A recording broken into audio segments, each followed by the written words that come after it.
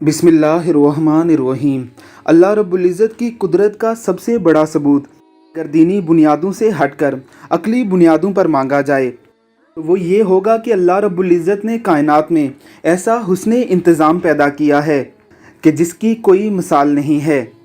निज़ाम शमसी को लीजिए, हर सितारा ही अपने मदार में घूम रहा है, जिसे अल्लाह रब्बुल इज़्ज़त व कुल्लुम फ़ी फ़लकी यस्बहून कहकर पुकारते हैं, यानी अपनी अपनी औकात के मुताबिक अपने अपने मदार में घूमने वाले ये सितारे अल्लाह रब्बुल इज़्ज़त की कुदरत कामला और हुस्ने इंतज़ाम की गवाही देकर बयान कर रहे हैं कि कायनात का निज़ाम यूं ही कायम नहीं हो गया।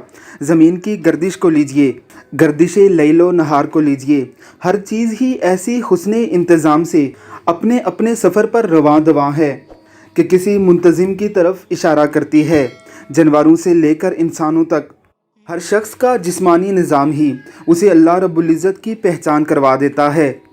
किसी जगह पर मकड़ी का जाला तना देखकर हम ये फ़ौरन कह देते हैं, इस कदर सलीके से तना हुआ ये जाला मकड़ी की खबर दे रहा है कि यहाँ पर कोई मकड़ी रहती है।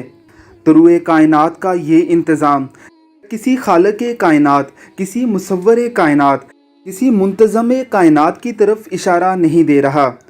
आखिर इस मामले में आकर इंसानों की अक्ल पर क्यों पर्दा पड़ जाता है? बेशक इंसानी फितरत मसख ना हुई हो और अक्ल सलीम हो, फसादात का शिकार ना हुआ हो तो इंसान अपने रब को पहचान ही लेता है। अल्लाह रब्बुल इज़्ज़त की ज़ात हमें अपनी मार्फत अता फ़रमाए। आमीन सुम आमीन।